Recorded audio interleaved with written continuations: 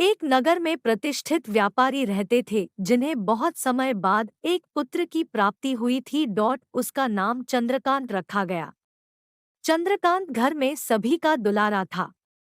अतिकठिनाई एवं लंबे समय इंतजार के बाद संतान का सुख मिलने पर घर के प्रत्येक व्यक्ति के मन में व्यापारी के पुत्र चंद्रकांत के प्रति विशेष लाड़ प्यार था, जिसने चंद्रकांत को बहुत बिगाड़ दिया था। घर में किसी भी बात का अभाव नहीं था। चंद्रकांत की मांग से पहले ही उसकी सभी इच्छाएं पूरी कर दी जाती थी। शायद इसी के कारण चंद्रकांत को ना सुनने की आदत नहीं थी और ना ही मेहनत के महत्व का आभास था। चंद्रकांत ने जीवन में कभी अभाव नहीं देखा था, इसलिए उसका नजरिया जीवन के प्रति बहुत अलग था और वहीं व्यापारी ने कड़ी मेहनत से अपना व्यापार बनाया था। ढलती उम्र के साथ व्यापारी को अपने कारोबार के प्रति चिंता होने लगी थी। व्यापारी को चंद्रकांत के व्यवहार से प्रत्यक्ष था कि उसके पुत्र को मेहनत के फल का महत्व नहीं पता। उसे आभास हो चुका था कि उसके लाड़ प्यार ने चंद्रकांत को जीवन की वास्तविकता और जीवन में मेहनत के महत्व से बहुत दूर कर दिया है। गहन चिंतन के बाद व्यापारी ने निश्चय किया कि वो चंद्रकांत को मेहनत के फल का महत्व स्वयं सिखाएगा, चाहे उसके लिए उसे कठोर ही क्यों न बनना पड़े। व्यापारी ने चंद्रकांत को अपने पास बुलाया और बहुत ही तीखे स्वर में उससे बात कि उसने कहा कि तुम्हारा मेरे परिवार में कोई अस्तित्व नहीं है, तुमने मेरे कारोबार में कोई योगदान नहीं दिया और इसलिए मैं चाहता हूँ कि तुम अपनी मेहनत से धन कमाओ, तभी तुम्हें तुम्हारे धन के मुताबिक 2 वक्त का खाना दिया जाएगा। यह सुनकर चंद्रकांत को ज्यादा कोई फर्क नहीं पड़ा। उसने उसे क्षण भर का गुस्सा समझ लिया, लेकिन व्यापारी ने भी ठान रखी थी।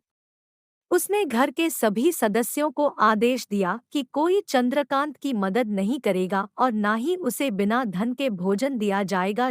चंद्रकांत से सभी बहुत प्यार करते थे, जिसका उसने बहुत फायदा उठाया। वो रोज किसी न किसी के पास जाकर धन मांग लाता और अपने पिता को दे देता, और व्यापारी उसे उन पैसों को कुएं में फेंकने का बोलता, जिसे चंद्रकांत बिना किसी अड़चन के फेंक आता और उसे रोज भोजन मिल जाता। ऐसा कई दिनों तक चलता रहा, लेकिन अब घर के लोगों को रोज रोज धन देना भारी पड़ने लगा।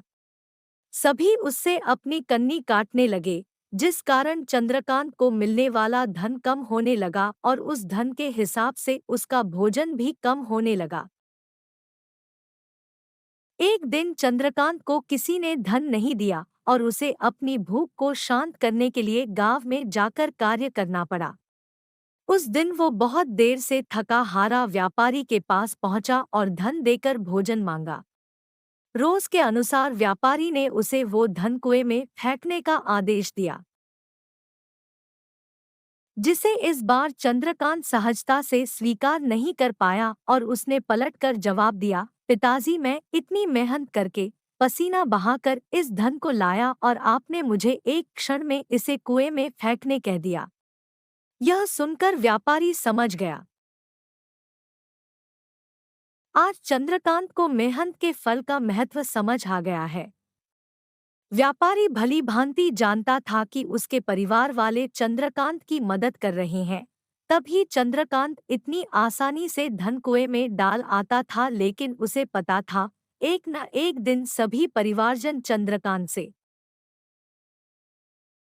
कन्नी काट लेंगे। उस दिन चंद्रकांत के पास कोई विकल्प शेष नहीं होगा। व्यापारी ने चंद्रकांत को गले लगा लिया और अपना सारा कारोबार उसे सौंप दिया। आज के समय में उच्च वर्ग के परिवारों की संतानों को मेहनत के फल का महत्व पता नहीं होता और ऐसे में यह दायित्व उनके माता पिता का होता है कि वो अपने बच्चों को जीवन की वास्तविकता से अवगत कराए। लक्ष्मी उसी घर में आती है जहां उसका सम्मान होता है। मेहनत ही एक ऐसा हथियार है जो मनुष्य को किसी भी परिस्थिति से बाहर ला सकता है।